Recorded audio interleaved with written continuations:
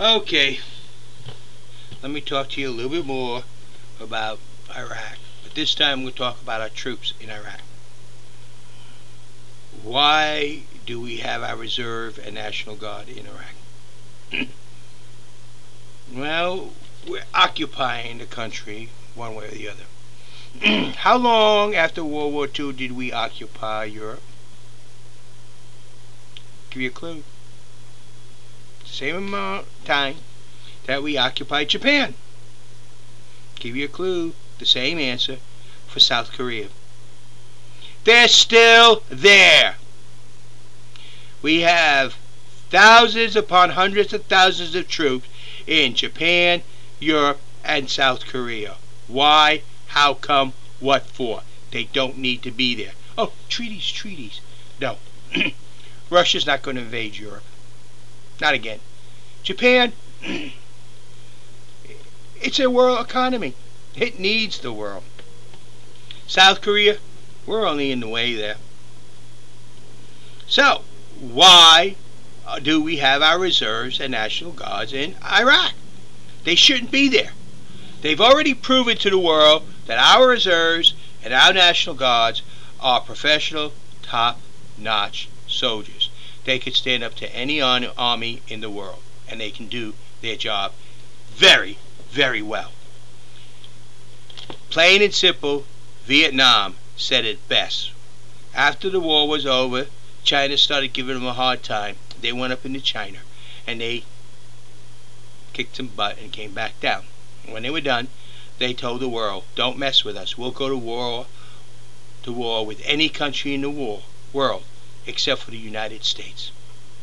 Vietnam says we didn't lose the war, which really we didn't. We went where we want, we stayed where we want, and left when we want.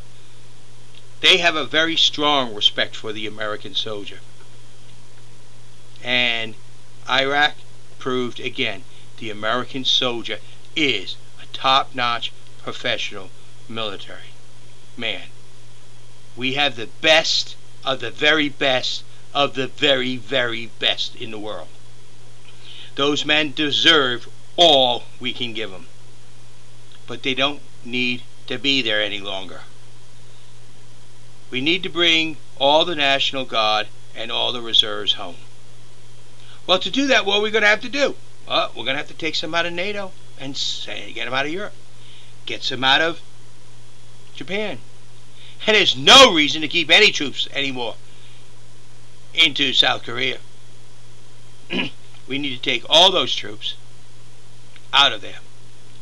Send them all to Iraq. There's an army unit in South Korea that can't come to the States because they lost their colors. Now it's time for them to go to Iraq. It's time to bring home our reserves and National Guard. It's time for the front-line military to do the front-line military's job. It's time to say, okay, Europe, you're on your own. It's time to say, Japan, you don't need us here at all.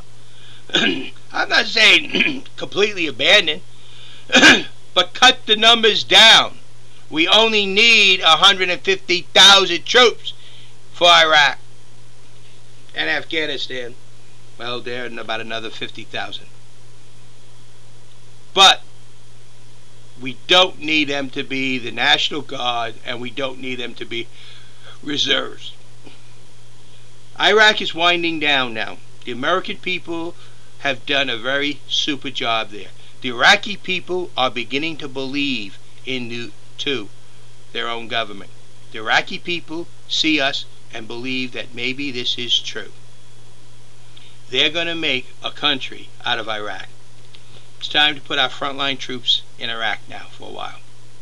It's time to move stuff throughout the world, reposition, reassess, and realize what we need to do. We are not the policemen of the world. It's time for us to start taking care of our business, not the rest of the world's. Again, America first. That's something our Congress don't understand. That's something our senators don't understand. That's something a lot of the previous political people don't understand. It's time to bring our reserves and National Guard home and replace them with top-of-the-line troops. I am not saying pull out of Iraq. I am not saying cut the number down. That will come as Iraqi people believe in themselves and their country and their way of life. We can't and will not, as me as president, force our views on them. But we will depend on them to do their job.